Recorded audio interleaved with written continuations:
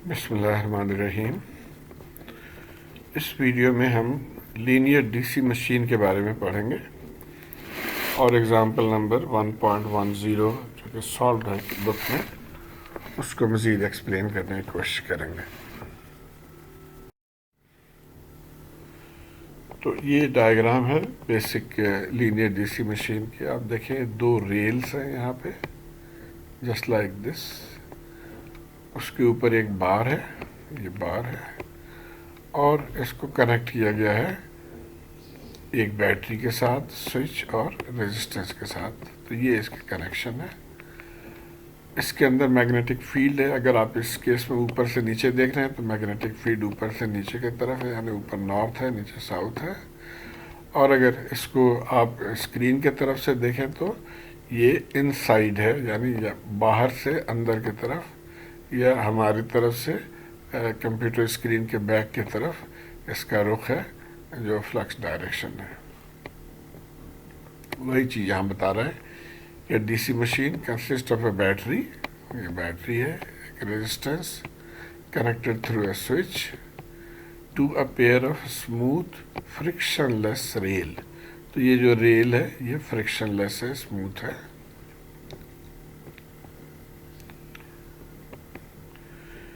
अच्छा, इससे पहले इसलिए बताया कि जब हम लीनियर कहते हैं तो लीनियर का मतलब है लाइन पे, किसी लाइन के ऊपर। तो linear DC machine does not rotate.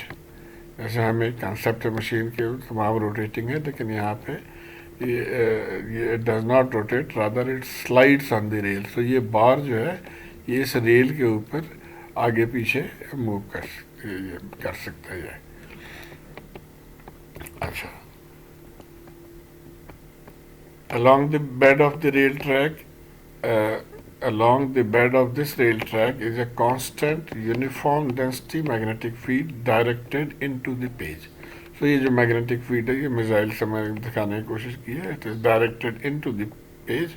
और ये जो बैक साइड है ये क्रॉस है। इससे ये जाहिर होता है कि इसका मुंह आगे की तरफ है और ये इसका दुम है। तो इसी तरह ये मैग्नेटिक फ्लक्स का भी यही है कि ये यहाँ से स्क्रीन के अंदर की तरफ इसका रुख है।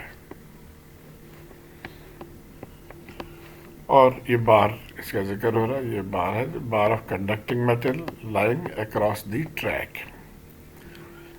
अब ये बहुत इंटरेस्टिंग है। अगर आप रेल गन के नाम से वीडियो सर्च करें तो आपको बहुत मज़ेदार डेमो और उसके जो है ना वो वीडियोस मिलेंगे, और जो कि कुछ आप घर में भी प्रैक्टिस कर सकते हैं। अच्छा, इस लेक्चर की तैयारी में मुझे काफ़ी मुश्किलात का सामना हुआ ये left hand and right hand rule के बारे में। तो मैं इसको यहाँ पे पहले क्लियर कर लूँ, इससे पहले कि हम एक्चुअल प्रॉब्लम को सॉल्व करने के लिए जाएं।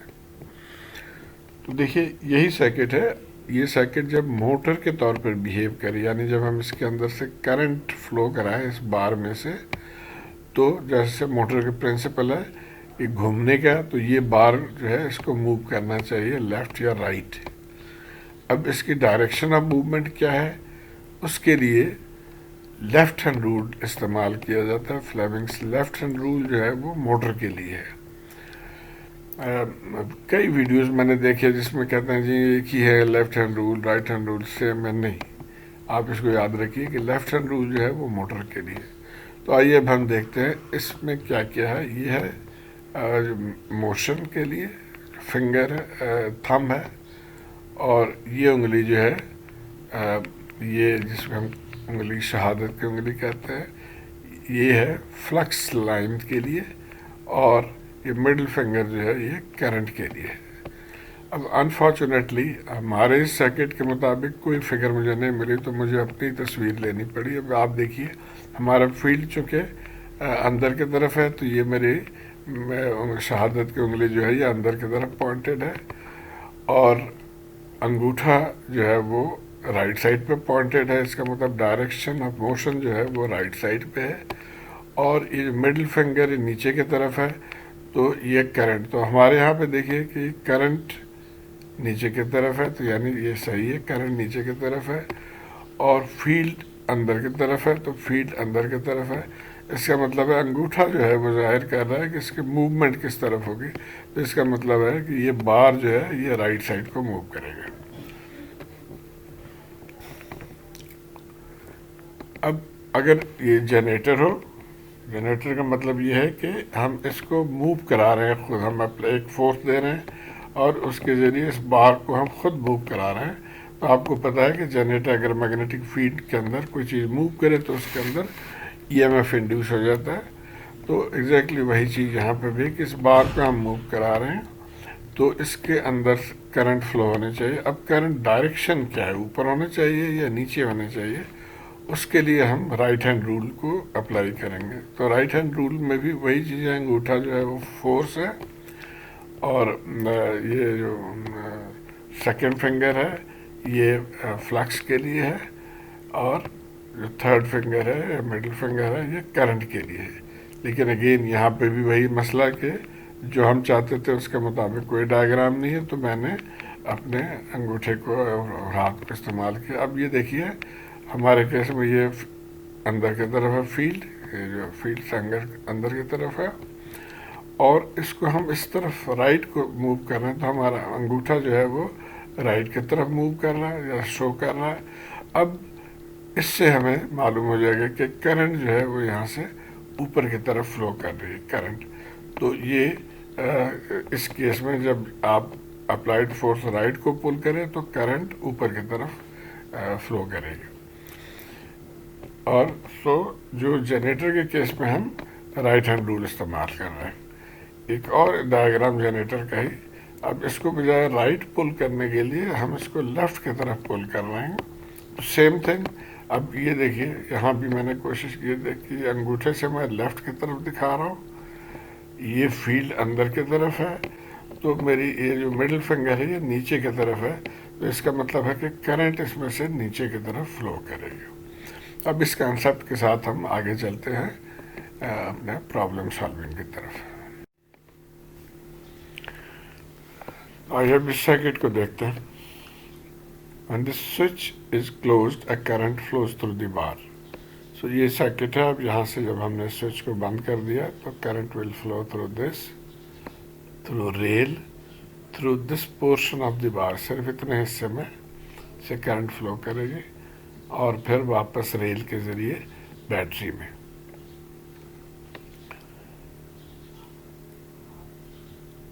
तो इसको हम केवीएल इक्वेशन के जरिए लिख सकते हैं, या हम एक कोने से चलते हैं तो माइनस वी हो गया, माइनस वी। आगे यहाँ पे voltage drop I into R हो जाएगा और पॉजिटिव साइन, क्योंकि करंट टचिंग दिस कॉर्नर, तो यहाँ पे पॉजिटिव साइन हम देंगे, पॉजिटिव आई आर, और plus induced voltage E induced is equal to 0। तो ये जनरल फार्मूला है for this type of a circuit. अब आइए इसको मज़ीद हम देखते हैं कि यहाँ से हम निकाल सकते हैं current is V B minus C induce divided by R.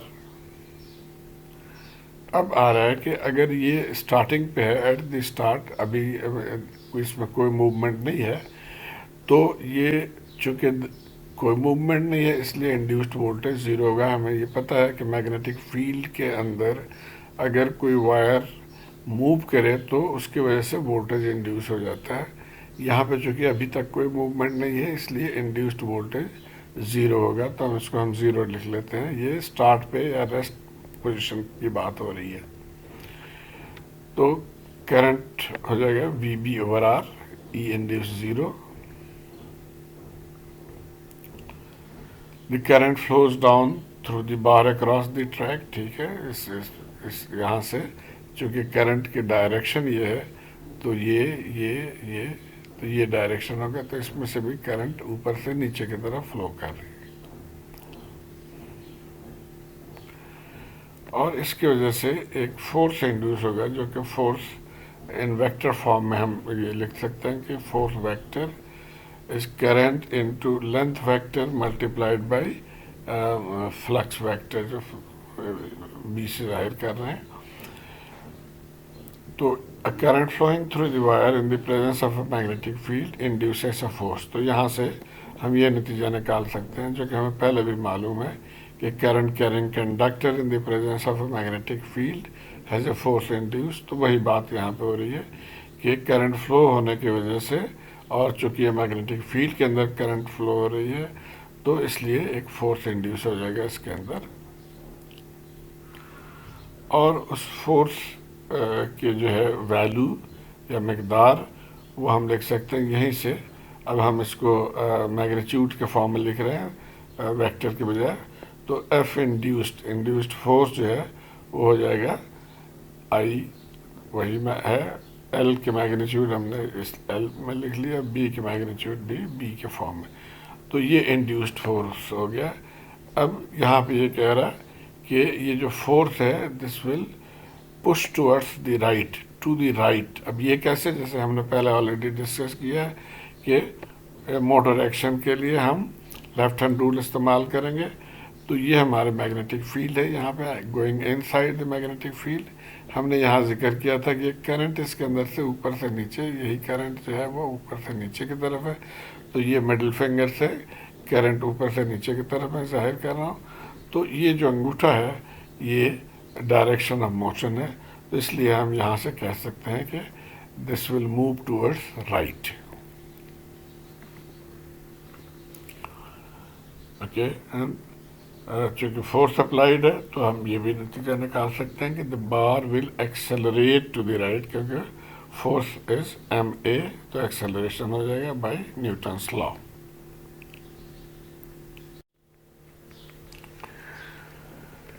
अब आइए हम यहाँ पे देखते हैं कि when the velocity of the bar begins to increase, a voltage appears across the bar। तो हमें ये पता है कि जब मैग्नेटिक फील्ड में कोई भी चीज़ मूव करे तो उसकी वजह से एक वोल्टेज इंड्यूस हो जाता है, और उस इंड्यूस वोल्टेज के डायरेक्शन जो है वो ओरिजिनल वोल्टेज के मुखालिफ में है। तो इसलिए ये इसके मुखालफत में है, यानी ऊपर पॉजिटिव नीचे नेगेटिव, ये इधर से करंट फ्लो कराने की कोशिश करेगा ये।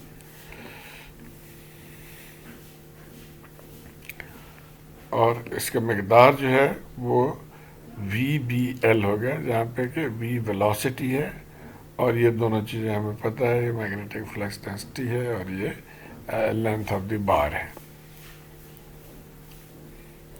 अब आइए हम देखते हैं कि इस इंड्यूस वोल्टेज का असर हमारे करंट पे क्या होगा।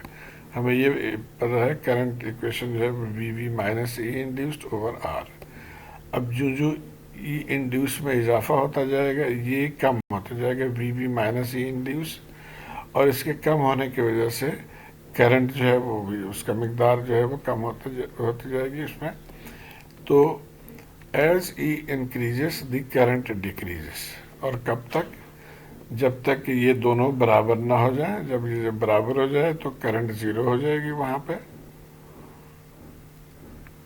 As a result, I becomes 0 when E induced becomes equals to VB.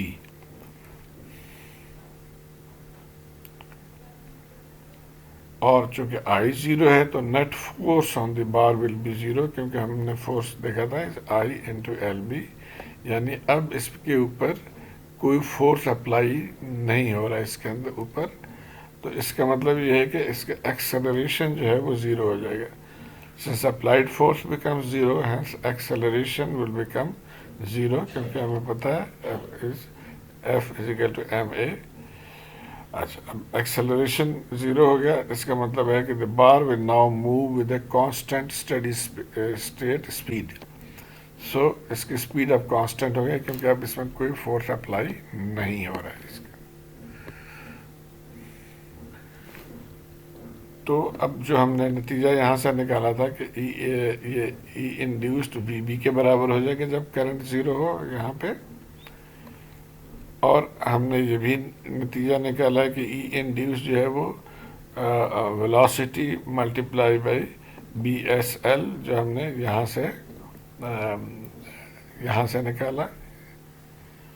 अब इन दोनों की वजह से हम एक और इक्वेशन निकाल सकते हैं। ये वी एस एस, वी को वी एस एस लिख दिया गया क्योंकि अब ये स्टेडी स्टेट स्पीड को रिप्रेजेंट कर रहा है, इसलिए एस एस। तो यहाँ से हम ये निकाल सकते हैं कि V S S is B B over B L. इन दोनों को इक्वेट हम कर लेते हैं और उसके बाद बी एल को यहाँ पे लेकर आए। तो ये हमारा इक्वेशन फॉर द वेलोसिटी आ गई हमारे पास, एक स्टेडी स्टेट वेलोसिटी जो ना स्पीड, क्योंकि अभी एक्सेलरेशन है ही नहीं, तो steady state speed is battery voltage divided by B into L. अब आइए सवाल के तरफ। 1.10 काफ़ी लंबा चौड़ा सवाल है, बहरहाल हम देखते हैं। Linear DC machine shown in figure 1.27 has a battery voltage of 120 volt, so ये 120 volt आ गया, an internal resistance of 0.3 ohms and a magnetic flux density of 0.1 Tesla. और ये काफ़ी सारी इसके सवाल आते हैं, हम एक एक करके इसको देखते हैं। तो पहला पोर्शन या पहला सवाल इसमें ये आता है कि what is the machine's maximum starting current, और दूसरी बात है what is the steady state velocity at no load. तो सबसे पहले हम स्टार्टिंग करंट का देख लेते हैं। हमें पता है स्टार्ट में ई इंड्यूस जो है वो 0 है, अभी हमने डिस्कस किया।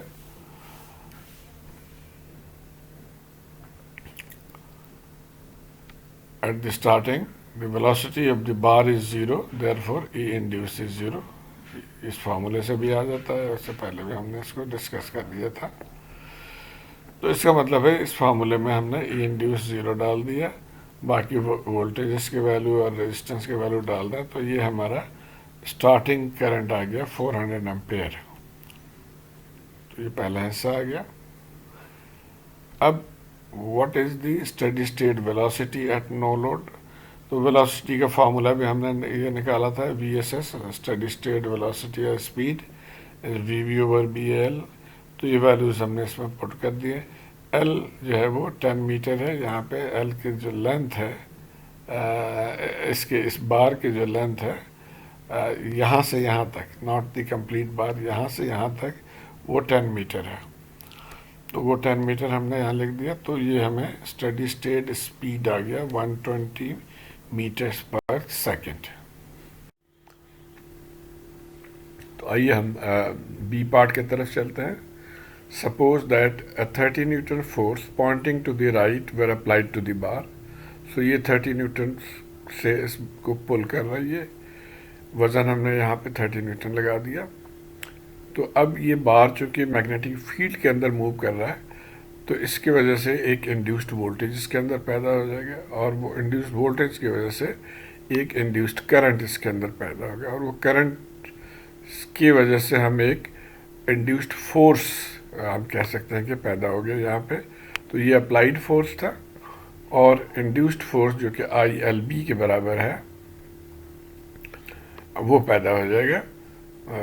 और ILB और अप्लाइड फोर्स और इंड्यूस्ड फोर्स ये जब बराबर हो जाएंगे तो ये बार स्टेडी स्टेट पे आ जाएगा। तो यही कह रहे हैं कि the final steady state will occur when the induced force F induced is equal and opposite to the applied force। अब यहाँ से हम अगर कह रहे हैं कि ये दोनों बराबर है, इसका मतलब ये दोनों बराबर हो जाएंगे। सो हम ये कहेंगे F applied is equal to F induced is equal to ILB and is equal to 30 Newton. और फिर यहाँ से हम फिर करंट मालूम कर सकते हैं। इसमें करंट ये F इंड्यूस्ड 30 न्यूटन है, और L लेंथ है 10 मीटर और लेंथ ऑफ द बार, और B जो है वो 0.1। तो इस ये हुआ कि 30 एम्पेयर्स करंट। अब इसकी डायरेक्शन क्या है, यहाँ लिखा हुआ है flowing up through the bar, वो हम देखते हैं। और इसके लिए हमें फिर जाना पड़ेगा फ्लेमिंग्स राइट हैंड रूल की तरफ, क्योंकि ये जनरेटर एक्शन यहाँ पे हो रहा है, इसके बार के मूवमेंट की वजह से इसके अंदर वोल्टेज इंड्यूस हो रही है। तो जनरेटर एक्शन के लिए हम राइट हैंड रूल, ये हमारा फोर्स है राइट साइड पे, inside the page magnetic field है। तो इसका मतलब है कि करंट की डायरेक्शन वो ऊपर की तरफ है। तो ये करंट डायरेक्शन है, इसलिए यहाँ पे लिखा हुआ flowing up through the bar. तो ये पॉइंट आपके जहन में क्लियर होना चाहिए। अब आइए हम देखते हैं कि ए इंड्यूस जो है इसका मकदार क्या है। तो इसके लिए हम केवीएल लॉ इसमें लेते हैं। करंट हमने मालूम कर लिया, तो अगेन हम इस कोने से अगर हम इस कोने से चलते हैं इस दफ़ा राइट से, तो ये नेगेटिव है ई इंड्यूस्ड। ये करंट यहाँ पे टचिंग है, तो इसका मतलब ये पॉजिटिव हो जाएगा, सो आई इंटू आर, और फिर यहाँ से positive V B is equal to zero. तो यहाँ से हम लिख सकते हैं कि E induced is equal to I R plus V B या V B plus I R. V B हमें पता है, करंट हमने मालूम कर लिया, आर पता है, तो इंड्यूस्ड वोल्टेज का मकदार जो है वो 129 वोल्ट आ गया। अब हमें इंड्यूस्ड वोल्टेज पता चल गया, तो अब हम स्पीड मालूम कर सकते हैं वी एस एस। हमने पहले पढ़ा है कि वी एस एस जो है वो E induced divided by B into L. तो अब ये वैल्यूज पुट करते हैं हम, 129, बी का हमें पता है, एल का पता है, तो स्टडी स्टेट स्पीड जो है वो 129 मीटर्स पर सेकेंड है।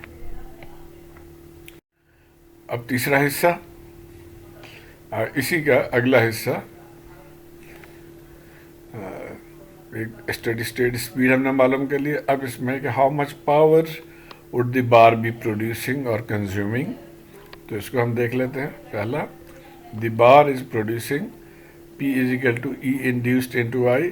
ई इंड्यूस्ड हमने मालूम कर लिया था 129, करंट भी मालूम कर लिया, तो 3870 वाट जो है ये पावर प्रोड्यूसिंग है इसके अंदर। उसके बाद how much power would the battery भी प्रोड्यूसिंग और कंज्यूमिंग। अब हम बैटरी का देख लेते हैं। अब चूंकि बैटरी वोल्टेज इससे कम है, इंड्यूस्ड वोल्टेज 129 है और बैटरी वोल्टेज 120 है, तो इसका मतलब है कि इंड्यूस्ड वोल्टेज इसको फीड कर रही है, तो ये आई करंट की डायरेक्शन भी यही जाहिर कर रहा है। तो इसका मतलब है कि अब बैटरी बजाय पावर प्रोड्यूस करने के बैटरी पावर कंज्यूम कर रही है। तो ये अब इसका बैटरी वोल्टेज 120 है, करंट वही 30 है, तो इसका मतलब बैटरी पावर कंज्यूम जो है वो 3600 वाट है। तो अब बाकी पावर कहाँ गया, वो the difference between the two numbers, यानी ये और ये इस 270 वाट, और ये है लॉस इन द रजिस्टर है कि दिस इज पावर प्रोड्यूस्ड, ये पावर कंज्यूम्ड था, तो ज़ाहिर है यहाँ पे भी ये पावर कंज्यूम है या लॉस इन द रजिस्टर है। और आखिरी क्वेश्चन है, is the machine acting as a motor और जनरेटर। तो ऑब्वियसली हमने यहाँ पे देख लिया कि ये चूँकि करंट को फीड कर रही है यहाँ पे सिस्टम, तो इसका मतलब है कि ये जनरेटर है, मोटर नहीं है। अब आइए हम पार्ट सी की तरफ चलते हैं। Now suppose that 30 newton force pointing to the left were applied. तो अब जो फोर्स है वो लेफ्ट साइड पे यहाँ से हम अप्लाई कर रहे हैं, सो ये अप्लाइड फोर्स हो गया। What would be the new steady state speed and is the machine acting as a motor और जनरेटर। तो जैसे प्रीवियस स्लाइड में भी था, अब जो हम फोर्स अप्लाई कर रहे हैं लेफ्ट साइड पे, तो इसका मतलब ये हुआ कि जो इंड्यूस्ड फोर्स है वो राइट साइड पे इसका अपोजिंग होना चाहिए। और ये रिलेशन भी हमने पहले पढ़ लिया था कि F applied is equal to F induced is equal to ILB। तो यहाँ से हम करंट I मालूम कर सकते हैं। अब F इंड्यूस्ड या F अप्लाइड 30 न्यूटन है, बाकी पैरामीटर्स वही हैं, 10 मीटर और 0.1 टेस्ला। तो अब यहाँ भी करंट 30 एम्पेयर है, लेकिन ये यहाँ पे ये कह रहा है कि फ्लोइंग डाउन दी बार। अब ये कैसे है, इसको देखने के लिए हमें अगेन राइट हैंड रूल का सहारा लेना पड़ेगा। तो ये चूँकि ये जनरेटर एक्शन हो रहा है, तो अब ये देखें, ये अंगूठा जो है ये फोर्स की तरफ है, और ये फिंगर जो है सेकंड फिंगर ये फील्ड की तरफ है इनसाइड द पेज। तो ये फिंगर जो है ये पॉइंटिंग डाउन है, तो ये करंट डायरेक्शन है, इसका मतलब है current flowing down the bar. तो आई होप ये पॉइंट यहाँ से क्लियर हो गया। अब अगेन जब स्टडी स्टेट ई इंड्यूस्ड पहले हमने मालूम करना है, जैसे पिछले में मालूम किया था। अब ये हमारा सिचुएशन है कि minus V B plus I R plus E induced, ये KVL के ज़रिए हमने पहले भी मालूम किया था। तो यहाँ से ई इंड्यूस्ड जो है वो V B minus I R, और ये वोल्टेज पुट कर दें इसके वैल्यूज़, तो इसका मतलब है इंड्यूस्ड वोल्टेज 111 वोल्ट हो गया। और जब हम इंड्यूस्ड वोल्टेज मालूम हो गया तो हम स्टेडी स्टेट स्पीड VSS जो फार्मूला है उसमें हम डाल के ये हमारा स्टेडी स्टेट स्पीड आ गया 111 मिली सेकेंड, सॉरी मीटर पर सेकेंड। अब जो इसका तीसरा हिस्सा था कि is it acting as a motor और जनरेटर, तो अब आप देखिए कि ये वोल्टेज ज़्यादा है और इंड्यूस्ड वोल्टेज कम है, तो इसका मतलब है कि ये डोमिनेटिंग है, तो इसके वजह से ये एज ए मोटर बिहेव कर रहा है। This machine is now acting as a motor, converting electric energy from the battery into mechanical energy of motion. अब बाकी दो हिस्से जो हैं वो इन्वॉल्व हैं इसमें मैटलैब, और इसलिए मैं इसको डिस्कस नहीं करूँगा। अगर आप चाहते हैं तो इसको अपने बुक से पढ़ लीजिए। तो उम्मीद है कि आप को इससे कुछ फ़ायदा हुआ होगा, कोई अंडरस्टैंडिंग बनी होगी। अगर बनी है तो आप ज़रूर मेरे वेबसाइट को सब्सक्राइब करें, वीडियो को सब्सक्राइब करें। Thank you. अस्सलाम वालेकुम।